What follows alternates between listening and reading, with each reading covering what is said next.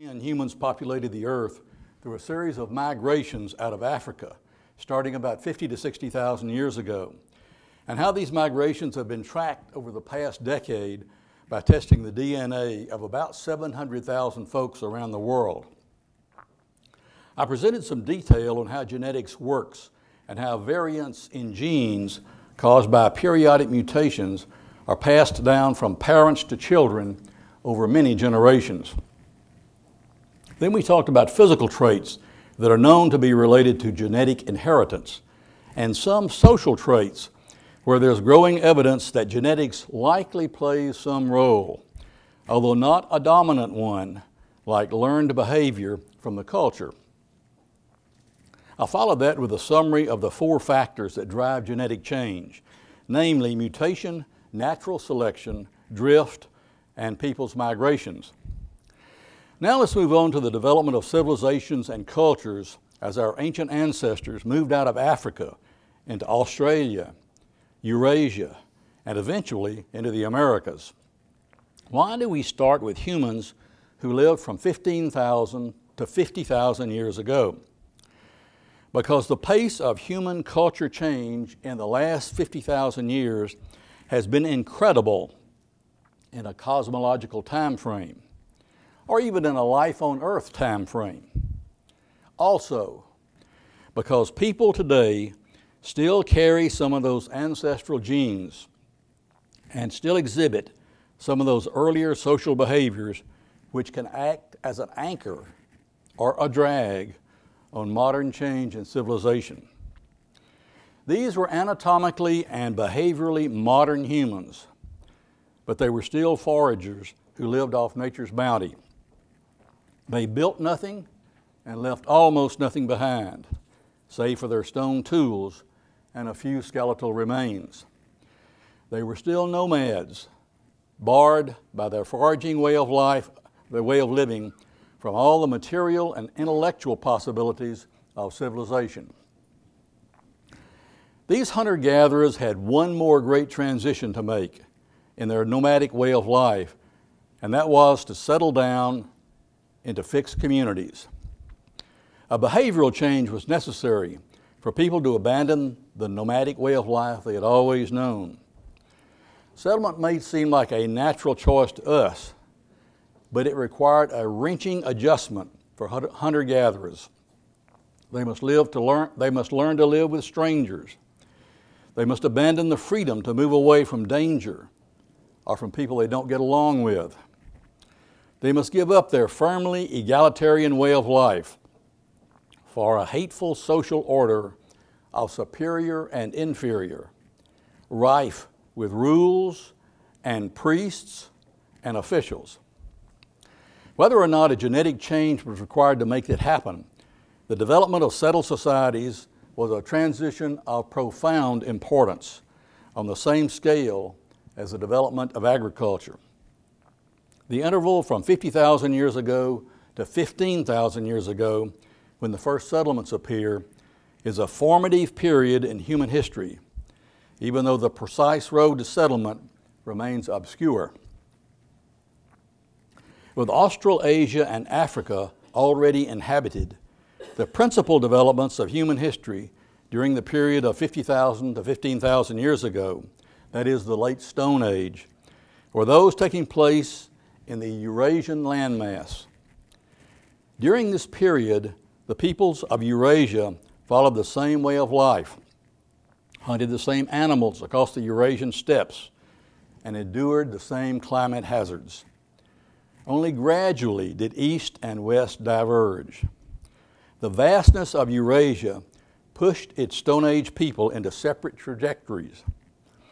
You might note from this map that sub-Saharan Africa was populated by migrations out of East Central Africa, while North Africa, around the Mediterranean Sea, was populated by later migrations out of the Middle East.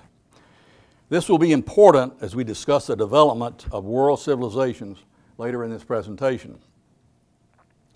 Because Europe's archaeology, languages, and genetics have so far received more attention than those of any other region in the world, Europe is the best place in which to follow the history of the foraging cultures. The population history of East Asia can't be written with the same detail as that of Europe, but recent DNA tracking is showing the links between Siberian populations and many American Indian tribes. The Siberians probably lived in much the same way as their European cousins, tracking the large herds of hoofed species that graze the Eurasian steppes. Like the Europeans, their millennia of foraging life were disrupted by the rigors of the Ice Age. Siberia may be something of a backwater in the contemporary world, but in the days of the last Ice Age, its inhabitants achieved two historic achievements. One was domestication of the dog, the first animal species to be drawn into human service. The second, of lesser immediate importance, was the discovery and inhabitation of North and South America. Dogs are wolves that have been genetically adapted to live with people. Dogs have lost their working status in most modern societies, but in the prehistoric world, they would have spread like wildfire. They could be trained to hunt other animals and birds. They made good bed warmers on a cold Siberian night. They would have made a good self-transporting source of meat in emergencies. But probably none of these is the reason that dogs spread so quickly from one end of Eurasia to another. Unlike Sherlock Holmes' mystery that hinged on the dog that didn't bark, a crucial problem concerning dog origins is why they do. Wolves howl, but almost never bark. Barking was probably a key characteristic that was selected by the dog's first domesticators. If the use of dogs was in sentry duty, to warn of strangers, intruders, and attackers creeping up for a dawn raid, then a fierce and furious bark would have made a dog an invaluable defense system. In biological racial relationships between two species, it's common for each to evolve in response to the other. Have people adapted to live with dogs? Communities that learn to make use of dogs as sentries may have gained a substantial advantage, especially in conditions of constant warfare, over those whose members did not learn to establish rapport with dogs. Wolves are skillful hunters, but they also scavenge. They would have hung around campfires for scraps, and those that learned to be less afraid of people would have flourished. Here is a case of natural selection that raises the question, who domesticated whom? Maybe it was the wolves that domesticated humans to improve their survivability as dogs. Before leaving our hunter-gatherer ancestors, let's review for a moment what recent scientific research has concluded about their social behaviors. Since we don't have written records from this prehistoric time, inferences about these behaviors come from four sources: primate studies, observations of indigenous people still in hunter-gatherer societies, collection of artifacts from this period by archaeologists, and more recently, DNA testing. The genes that influence human behavior are inscribed somewhere in the genome, but have not yet been recognized as such. Until they are, the best available guide to them has emerged from a new understanding of how chimpanzees and bonobo societies work. Chimps and bonobos have 99% of the same DNA as humans, and we had a common ancestor before the hominids split from the chimpanzee 5 to 6 million years ago. Bonobos are so similar to chimps in physical appearance that it took biologists many years to recognize that they're separate species. Chimps are found all across tropical Africa, from west coast to the east. But bonobos live south of the Zaire River, and chimps live north of it. The river is a barrier, and south of the river there are no gorillas, who are voracious eaters of herbaceous plants. The chimps north of the river, who share their territory with gorillas, eat only fruit, leaving the herbs for the gorilla. But the bonobos south of the river eat both, and their teeth are especially adapted for shearing herbs. This slide shows some of the social behaviors of chimps and bonobos, which are very different. The chimps are a male-dominated hierarchy, very aggressive, who defend their territory with male border patrols and kill chimpanzees from outside groups in raids or lone ambushes. They exhibit kin bonding to their relatives in the group. Females tend to gather fruit and feed alone. To avoid inbreeding, chimps are patrilocal, which means that the males stay at home, they stay in their home territory, and females at puberty move to find mates in neighboring territories. The almost universal solution in the primate world is matrilocality. The females stay put and males disperse at puberty. Because of his dominance, the alpha male in chimp society and a few of his close male allies are the fathers of most of the newborn chimps. If a male chimp believes that a baby is his, he is less likely to kill it. Unlike in chimp societies, where males may violently coerce females to respect them, in bonobo land, the females run the show. They manage this feat by forming close alliances with each other and facing down any male who tries to intervene in their affairs.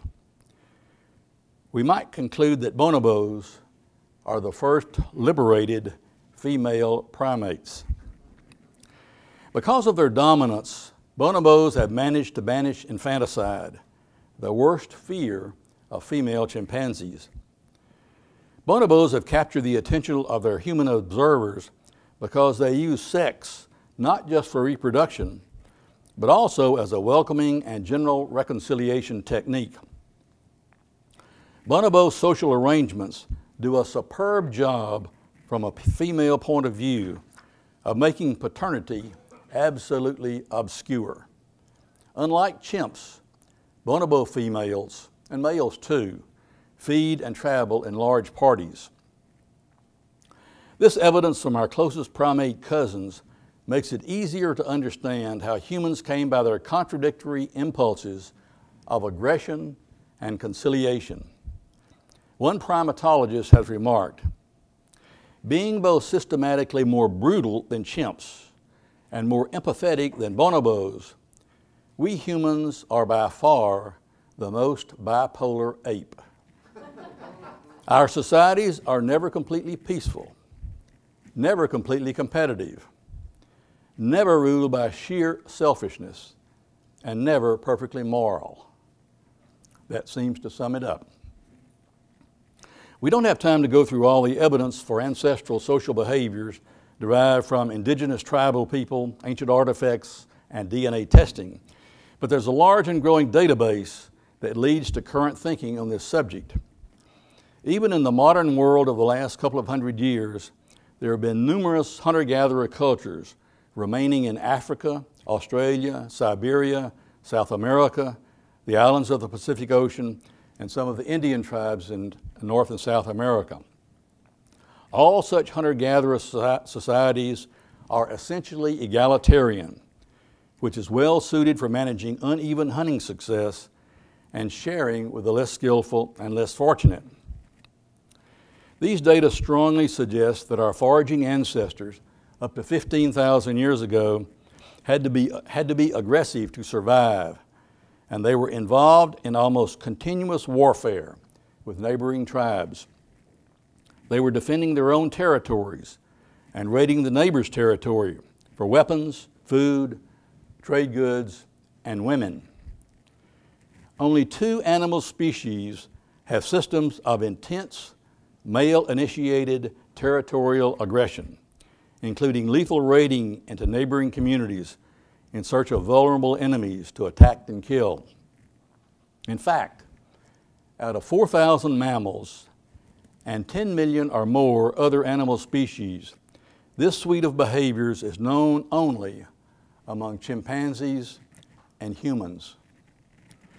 In spite of growing willingness among many anthropologists in recent years to accept the idea that the past was not peaceful, there is a lingering desire to sanitize and ignore warfare.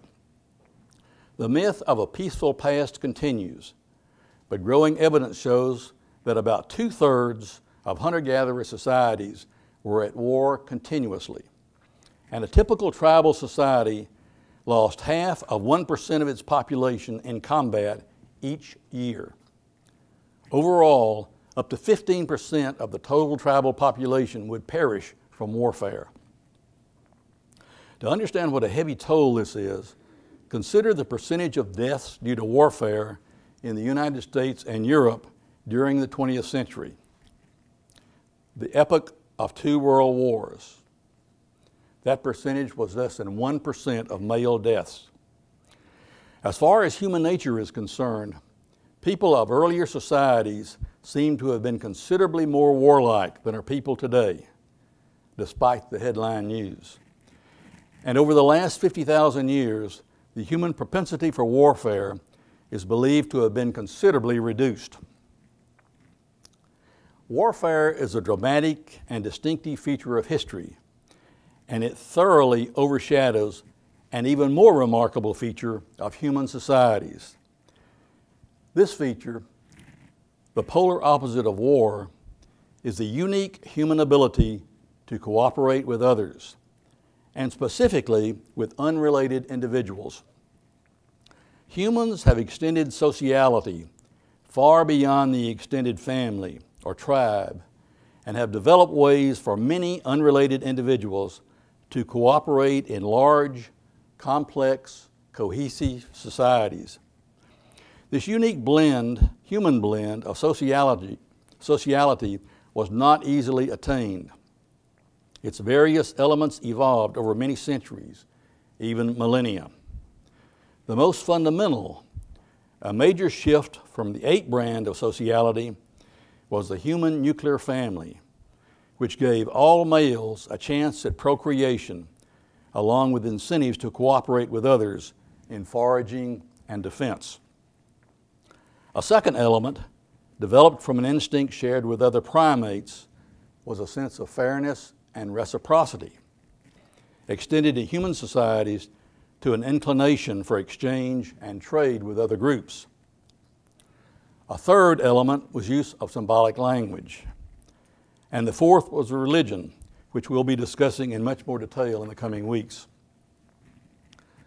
All these behaviors are built on the basic calculus of social animals, that cooperation holds more advantages than competition.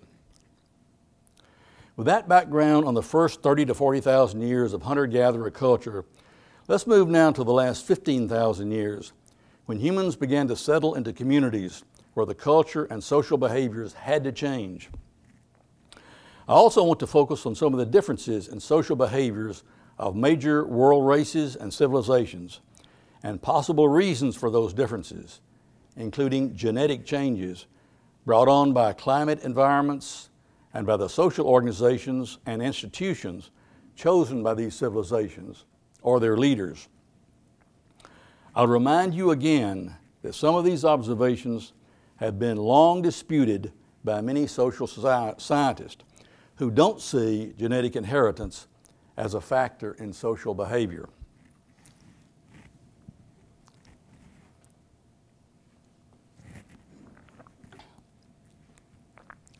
The first clear evidence of a successful and long-term settled community comes from people called the Natufians, who lived at the eastern end of the Mediterranean Sea about 13,000 to 9,800 BCE in present-day Israel, Jordan, Lebanon, and Syria. The map shows archaeological sites of the Natufians. It's interesting that Natufians became sedentary or semi-sedentary before the development of agriculture about 11 to 12,000 years ago, about 11 to 12,000 BCE. As the earliest known settled people, the Natufians were no strangers to war or to religion, two characteristic human activities that shaped societies before and since. It's ironic that this area including Israel and Syria, is the site of such fierce sectarian and religious conflict today. There's a 45,000-year delay between the time of the ancestral human population and the first great urban civilizations such as those of Sumer, Egypt, and the Shang period in China. If behaviorally modern humans evolved 60,000 years ago, why did it take so long for this modernity to be put into practice? One possibility is that some evolutionary adaptation had first to occur in human social behavior, and evolution acts with glacial speed. The adaptation, probably mediated by a suite of genetic changes, would have been new behaviors, perhaps ones that made people more ready to live together in larger groups, to coexist without constant fighting, and to accept the imposition of chieftains and hierarchy. The first change, of lesser aggressiveness, would have created the novel environment of a settled society, which in turn prompted a sequence of further adaptations, including a set of intellectual capacities that are rewarded by the institution of property. One advantage enjoyed by settled societies and denied to foragers is the ability to generate and store surpluses, which form the basis for trade. Surplus goods can be exchanged for things considerably more vital than extra food, such as weapons, alliances, or prestige. Note from the map that the Natufian culture was located in the heart of one of the great trade routes of Eurasia in this time period, the eastern end of the Mediterranean Sea. Following the Siberians, the Natufians domesticated the dog and also sheep and goats. The seeds of civilization had been planted. From the earliest migrations out of Africa over the past 50,000 years and the beginnings of settlements and agriculture by the Natufians, civilizations and continental races slowly began to emerge. These included the three major civilizations and races: the sub-Sahara Africans, the Indo-Europeans or Caucasians in Europe and Central Asia, and the East Asians in Siberia, China, and Southeast Asia. Smaller tribal civilizations emerged in Australia and New Guinea and among the Indians of North and South America. Before discussing the driving forces for the different cultures, social behaviors, and religions that developed in each of these civilizations, let's take a brief look at how and when civilization spread to the major areas. From the Natufians in the eastern Mediterranean, it was a relatively short distance and about a 4,000-year time lag before settlements and agriculture had spread throughout the Fertile Crescent, more specifically in the southern edge of Mesopotamia in Sumer, where the Tigris and Euphrates rivers meet before flowing into the Persian Gulf. The most familiar city for us in this region is Ur, the biblical home of Abraham, before he and his family left for Canaan.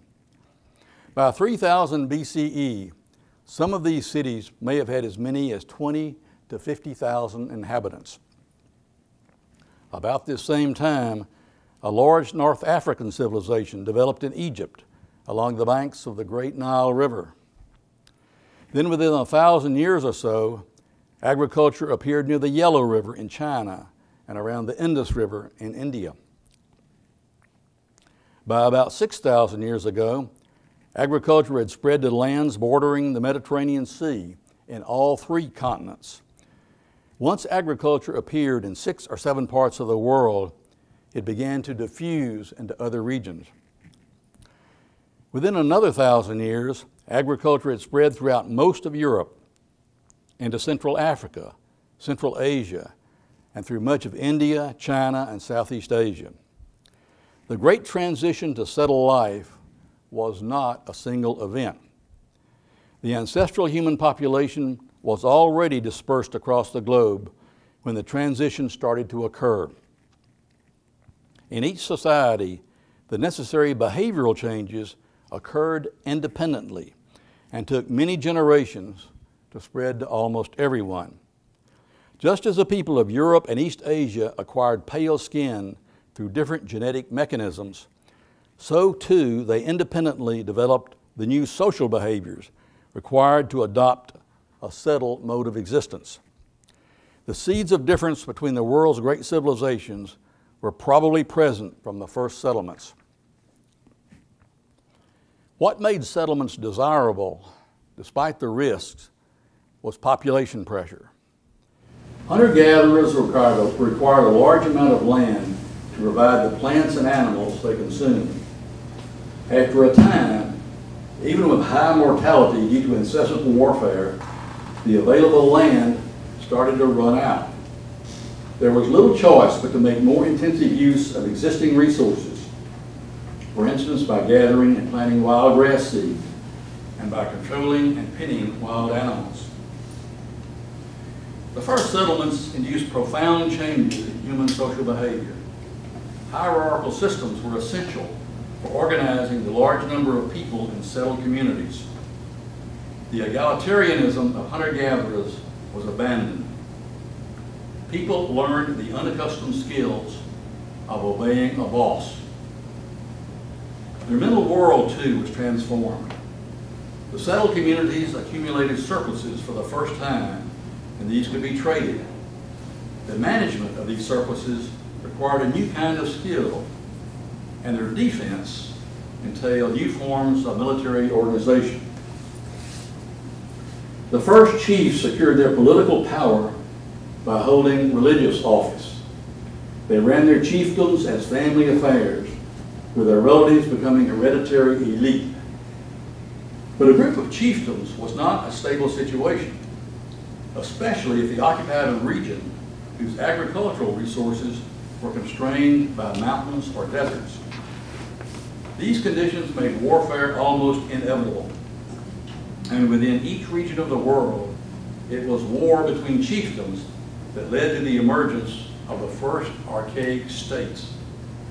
Historical and archaeological evidence of war is found in the early stages of state formation in Mesopotamia, Egypt, India, China, Japan, Greece, Rome, Northern Europe, Central Africa, Polynesia, Central America, Peru, and Colombia, to name only the most prominent examples. At a certain scale of operation, when the population was dense enough and sufficiently productive to support a ruling class, the larger chiefdoms developed into states and then into empires. The states fought not just for land, but also for population. Instead of driving a conquered people off their territory, an empire would subjugate them as part of the state's manpower. History has little coherence when analyzed in terms of individuals or even nations, but when seen in terms of the institutions developed by different civilizations and races, the outline of logical development emerges. The broad general theme of human history is that each race has developed the institutions appropriate to secure survival in its particular environment. This is the most significant feature of human races. Not that their members differ in physical appearance, but that their society's institutions differ because of slight differences in social behaviors. A pillar of human social nature is the tendency to favor family and close kin, and this is the root of tribalism. A tribe consisted of bands that exchanged women in marriage. Tribal organization is highly flexible, and tribes can grow to vast sizes, capable of considerable undertakings. The Mongols, whose empire stretched from the Pacific Ocean to the borders of Europe, were tribally organized. Tribes are organized on the basis of lineages traced through the male line of descent. The tribal system is so strong that even in most modern states, it never fully disappears. Rather, the state apparatus is layered on top, and it's in constant tension with it. Think Afghanistan or Pakistan today. Tribalism is the default state of early human societies, just as autocracy is the default state of modern ones. Let me say that again. Tribalism is the default state of early human societies, just as autocracy is the default state of modern ones. Given the pervasiveness of tribalism, how did modern states ever get started? Let's look at three of them: China, Africa, Middle East, and European. Each had to confront the same principal challenge, that of suppressing tribalism so the state's authority could prevail. Each accomplished its goal in very different ways. China achieved a modern state a millennium before Europe. This advantage may have had a lot to do with the nature of the plain between the Yangtze and Yellow Rivers. The territory is well suited both for agriculture, which leads to population growth, and to warfare, the two principal propellants for state formation. In 2000 BCE, about 10,000 political entities existed in the Yellow River Valley. With the end of the Warring States period, 1,800 years later, 7 states remained. China became unified in 221 BC when the state of Qin managed to defeat its 6 rivals. This was the culmination of nearly 2 millennia of almost incessant strife, during which the demands of warfare shaped the distinctive elements of the Chinese state.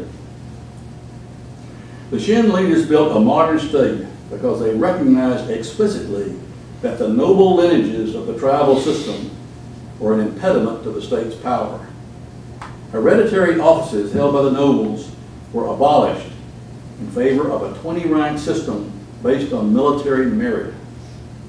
This change meant that all office holders now owed their position and loyalty to the state, not to the tribe or lineage. Not only was bureaucracy appointed on merit, it was also rewarded on performance. Peasants were required to work hard for the state on major projects such as the Great Wall, and a great many did not survive that ordeal.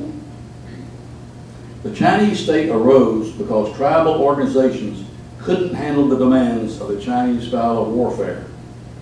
China was able to develop the institutions of an autocratic state, one so effective that China, for most of its modern history, has been unified, although punctuated by short, disruptive periods of disunity. Despite its autocratic nature, the state was several times conquered by one or another of the various barbarian tribes, like the Mongols or the Manchu, who roamed the steppes beyond China's northern boundary. Yet these conquerors found that to rule China, they had to abandon their tribal ways and adopt Chinese institutions. Between 1350 and 1850 CE, population in China increased from 65 million to 430 million, putting the country under intense Malthusian pressure. The main checks on growth were high infant mortality and malnutrition. The harshness of the struggle was made no easier by Chinese inheritance practices, which left an estate to be divided equally between the owner's sons. A slightly wealthy peasant family might revert to poverty because each son had to start with a much smaller plot of land. A successful family could maintain its economic position over time only if, in each generation, large amounts of additional wealth were extracted from their land and their neighbors through high intelligence, sharp business sense, hard work, and great diligence. Within its authoritarian structure, Chinese society was a reasonable meritocracy through the Mandarin system of examinations and its relative openness to any adult male.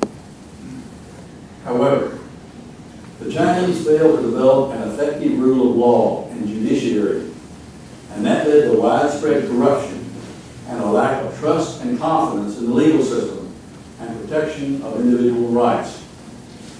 Even today, the news is filled with stories of the present government attempting to uproot corruption and to reformed the judiciary so judges are no longer selected by local political leaders and power brokers.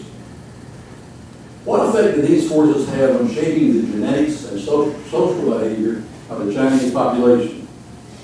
There was high selective pressure for survival skills, given that the poorest individuals in each generation were eliminated. Those who worked hard, had the right social skills, and made intelligent choices could make their way from the bottom of society to the top in several generations. At each cycle, the Chinese population became enriched in survival skills. At the same time, authoritarian regimes ruthlessly repressed dissent, just as they do today. This particular set of pressures has borne down on the population for 2,000 years, or some 80 generations, with the evolutionary outcome that made the Chinese a distinctive civilization. We can see many of these same traits today for Chinese descendants in our schools, colleges, and in the workplace, although conformity seems to disappear fast when these younger generation Chinese are embedded in a culture that rewards innovation and imagination. Africa and much of the Middle East remains largely tribal societies. Tribalism has a bleak reputation because a tribal organization is incompatible with that of a modern state. That aside, it's an amazingly ingenious way for securing a rough degree of social order without a government, courts, police force, or law books. In the Arab Middle East, tribalism rests on the idea of group protection. When government doesn't provide the legal system in which a citizen can seek and secure justice, people rely instead on their relatives. Someone who is wronged will seek his kin's backing against the individual who wronged him. The kin group may be just his family, his extended family, or the whole tribe, depending on how far the dispute escalates. A similar sized group forms around the man he accuses. Hostilities may break out, but the two opposing groups have many inducements to settle, being of generally equal numbers, and with each having many members with relatives of the other group. The individual rights are thus protected, but by the threat of force, not by appeal to law or any formal judicial process. What makes the system work is the duty felt by each individual to support his group against others, no matter what the personal cost. Failure to support one's family or tribe in a standoff leads to dishonor and means the group's future support of one's own cause may be forfeited. The tribal system is egalitarian, individualistic, and secures redress of wrongdoing with a minimum of bureaucracy. Despite these outstanding merits, it has grave flaws. It depends on force and group loyalty, not on law. Children are taught from the earliest age that their group is always right and must be supported no matter what.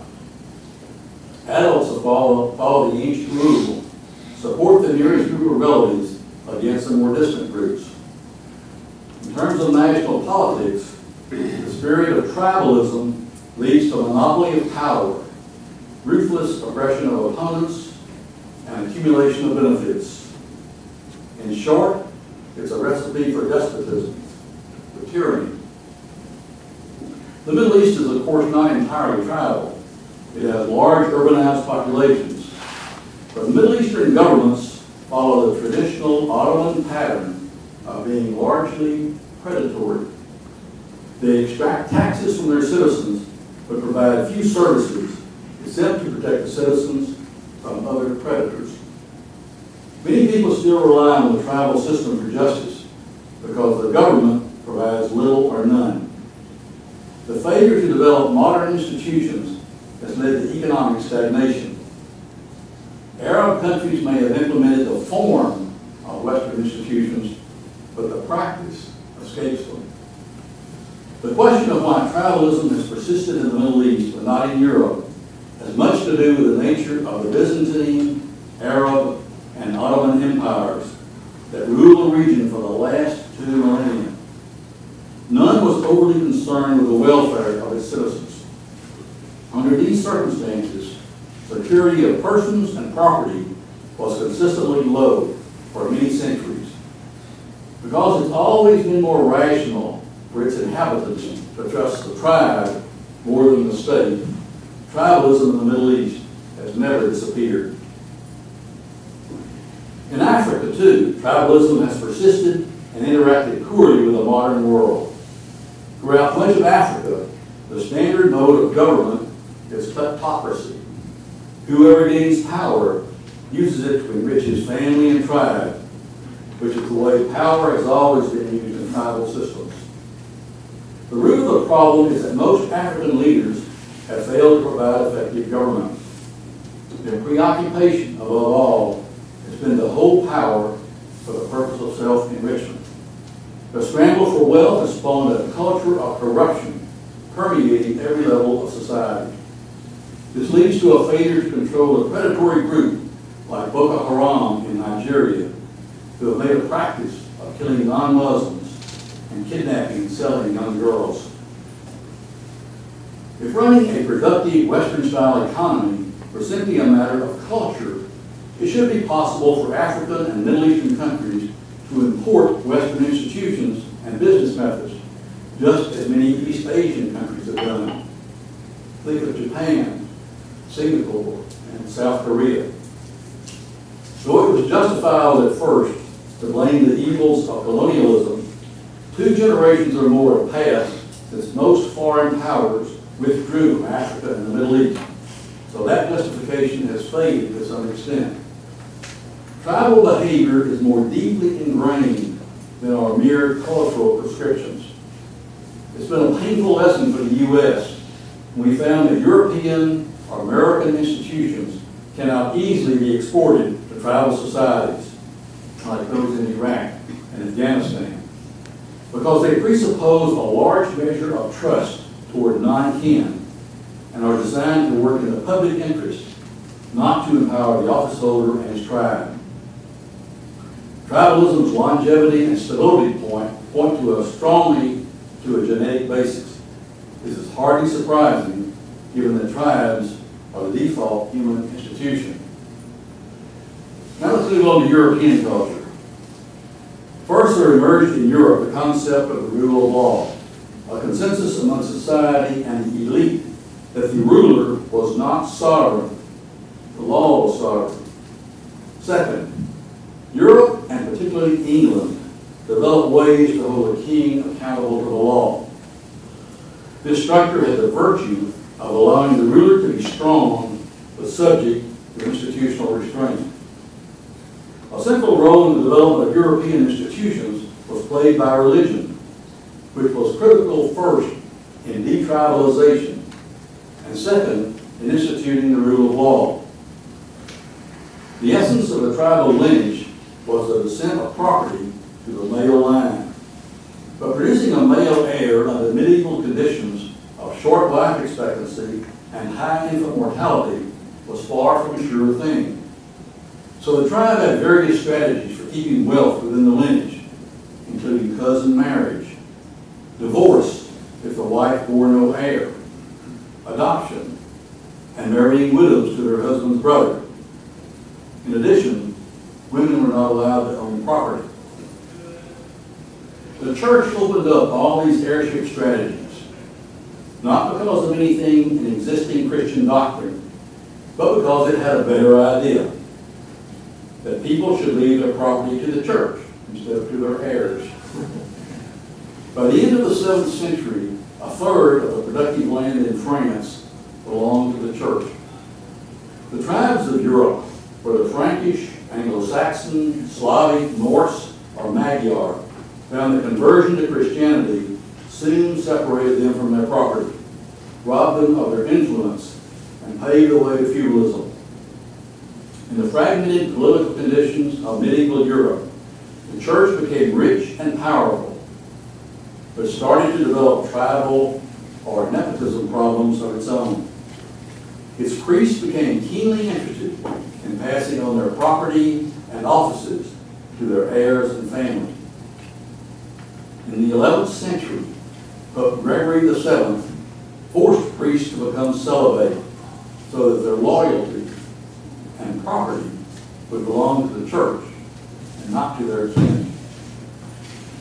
The church used its power to back the idea of the law, first of the Justinian Code and of canon law, the synthesis of church law through the centuries. Because law had the church's authority, sanctioned by a higher power, there emerged in Europe the novel idea that the ruler could not rule in defiance of the law, and indeed owed his position to his role in upholding the law. National states emerged in Europe as part of a struggle between the king, the elites, and other sources of power. The kings were seldom absolute rulers. This limitation on their powers was taken further in England, where Parliament raised its own armies, executed Charles I, and forced James II to abdicate. The English state thus constructed a system, later followed by other European countries, in which the ruler was subject to the law, and in which a representative body held him or her accountable to it. Once this package had been put together, it produced a state so powerful, legitimate, and favorable to economic growth that it became a model to be applied throughout the world. Science writer Nicholas Wade has concluded that each of the major civilizations has developed the institutions appropriate for its circumstances and survival. But these institutions, though heavily imbued with cultural traditions, rest on a bedrock of genetically shaped human behavior. And when a civilization produces a distinctive set of institutions that endures for many generations, that's a sign of a supporting suite of gene variants that influence human social behavior. The critical issue is that of just what traits are being selected for. Economic historian Gregory Clark of the University of California at Davis has documented 4 behaviors that steadily changed in the English population between 1200 and 1800, as well as a plausible mechanism for change. The 4 behaviors are those of limitations on interpersonal violence, literacy, the propensity to save, and the propensity for work. Homicide rates for males in England declined by about 97% from 1200 to 1800. And even from the beginning of this period, the level of personal violence was well below that of modern hunter-gatherer cultures. The literacy rate among English men climbed steadily from about 30% in 1580 to about 60% in 1800. Literacy among English women started from a lower base, about 10% in 1650, but it equaled that of men by 1875. Work hours steadily increased throughout the period, and interest rates fell, indicating that people were becoming less impulsive, more patient, and more willing to save. These behavioral changes in the English population between 1200 and 1800 were of pivotal economic importance. They gradually transformed a violent and undisciplined peasant population into an efficient workforce, just in time for the Industrial Revolution, which was about to begin, taking advantage of new and better technology. Like other cultures, the rich had more surviving children than did the poor, which led to the interesting phenomenon of social descent, that most children of the rich had to sink in the social scale, given that there were too many of them to remain in the upper class. Their social descent had a far-reaching genetic consequence that they carried with them inheritance for the same behaviors that had made their parents rich. The values of the upper middle class, nonviolence, literacy, thrift, and patience, were infused into the lower economic classes and throughout society. Generation after generation, they gradually became the values of the society as a whole. Moreover, the behaviors emerged gradually over several centuries, a time course more typical of evolutionary change than of cultural change. Well, that concludes my presentation for today. Next week, we'll talk about the evolution of the human brain and what some very recent scientific research has revealed about how our brains and our minds function. Now, are there any questions about today's presentation? You want to get the light over, Steve? Ernie? Tom, European social democracies arose after our government. Our Constitution was formed in 1776. Yeah, my question was, I'm curious about what your take is on how the European democracies rose in Europe. And that was 20 to 100 and something years after we did our Constitution in this country. What caused that social democracy to rise the way it did? I mean, Norway didn't get rid of its king and queen until the 20th century. I think the question is, what kind of power did the king and the queen have? In England, you had, all the way from the period of Richard and John, you had kings there, but they were very much constrained by their parliaments or by the elites. So you had the elements of the social democracy. As it developed in this country, it developed without a king. We had a president, but the relationship between the branches of government were different than they were in England. So I think it was a question of the same basic principle being in play, but the structure looking different. That's the way I read it. And of course, you have people like Jefferson being influenced very much by what happened, Franklin being influenced very much by what was going on in France, and of course, the heritage was the English heritage to a very large extent among the people that were forming the new government. So I think there was a basis of law that was embedded very deeply into their understanding. They came up with something that they thought, and we think today, was newer and better and more workable. Maybe very recently was workable, but I think it was an evolution in a form of government, but the principles were the same. That's the way I read it. Yes, ma'am, Jan. Well, I would like more explanation or convincing about the genetic impact on cultural traditions. I mean, is it culture or is it genes?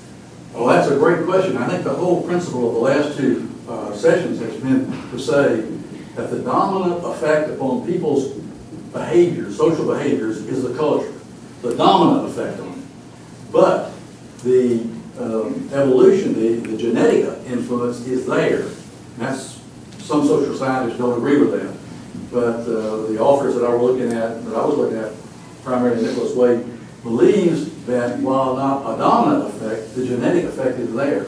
And to me, the importance of that, Jan, is that because these kind of behaviors are buried in our genes and our DNA, it's very difficult to change that as rapidly as a culture can change. You know, a culture can change over a generation or two, but it takes many generations for genetic behavior to evolve. And I see it as I said it earlier in terms of it can cause an anchor or a drag on cultural change.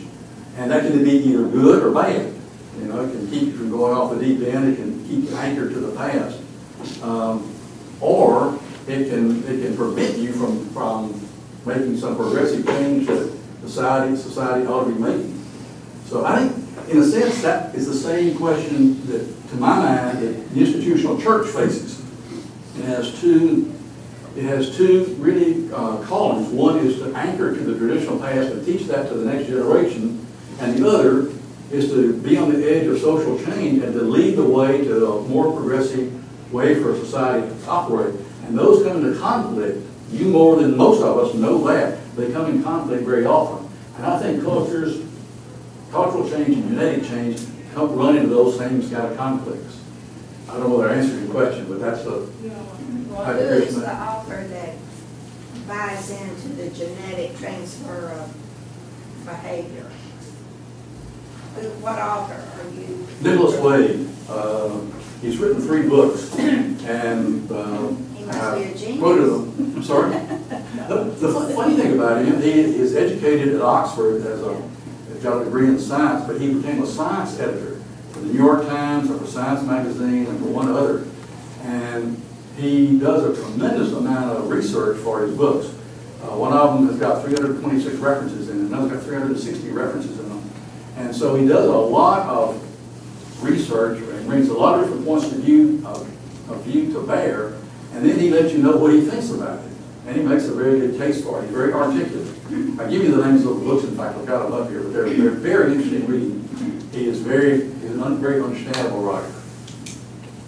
Now, one other point, I'll make it clear that he says in his book, I repeat it here, that there are good many social scientists that don't agree with that. They say genetics have no influence on social behavior. And Wade doesn't think they're accurate. It does have some effect.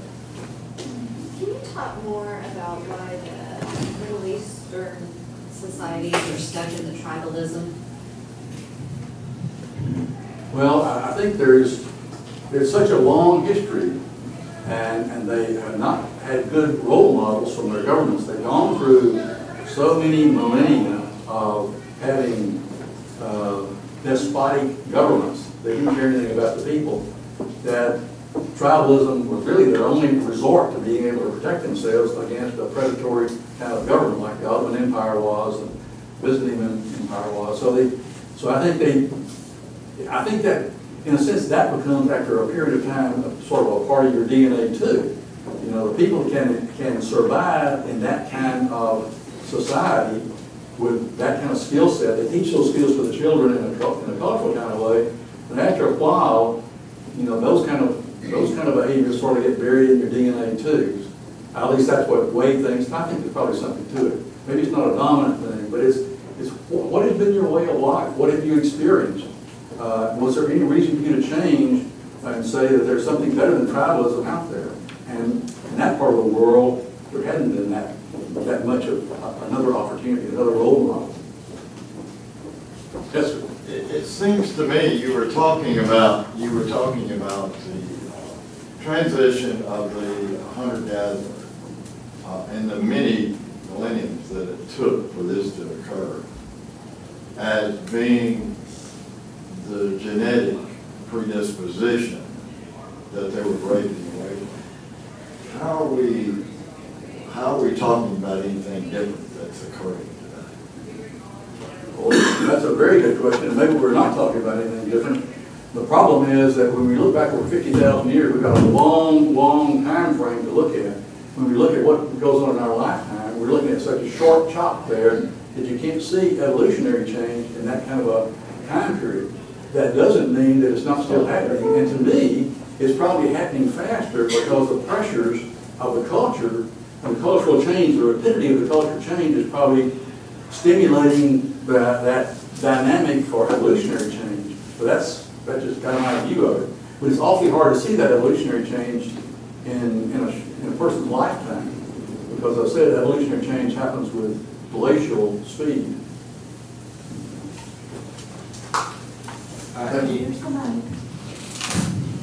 You had the mention of the notion that the evils of colonialism and of imperialism, you know, perhaps had been overemphasized today to explain the tribalism weaknesses. And I thought it was interesting because I'm sure we in the church can remain aware of evils of subtle imperialism today, but it's an interesting idea that the tribal societies had kind of their own impetus for staying the way they are, and not just the dominance from Western powers.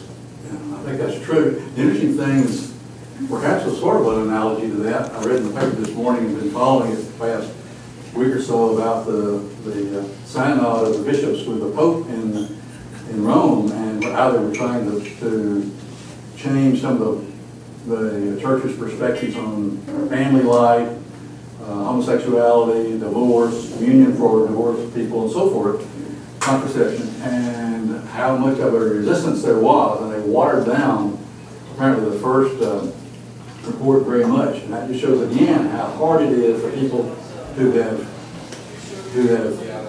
in all their life have thought in one way to change in just because you got a new leader up there who says we need to think through, or the cultural changes. The Catholics are seeing this all around them, and particularly here in the United States. So I think that's an interesting example, maybe another kind of example of what you were just talking about. I quoted something last week, I don't know if you remember it or not, that the economist Paul Samuelson said, you know, knowledge increases funeral by funeral. And I think that's sort of kind of what we're seeing there in that. We had Charles Curran speak, you know, and going back, you know, quite a ways. He was more or less a prophet for many of the changes that Pope Francis was encouraging the church to go about. But apparently, you know, the prophet has still not been heard by the conservative bishops. What, was he excommunicated or invited to leave the church or elected on his own or something? He was forced out of a Vatican licensed seminary at Catholic University, and because of his teaching. Other questions? Wow. Tom, I've often wondered, particularly in the last, I don't know, 15, 20 years that we've been so engaged in the Middle East, as to whether how this contrast between how the societies of the Middle East develop versus the societies in Europe, and that this whole concept of imposing a European Western form of government, or trying to persuade persons in the Middle East of a European or Western form of government, seems like you're swimming upstream. Well, I think that's the point that Nicholas Wade is making, that in those areas where there's kind of a genetic predisposition to act in another kind of way, you get a strong resistance to that, and that's very deeply buried within and to a large number of the people within that society and that civilization, that culture. But you go into others where that tribalism kind of inheritance is not so much there.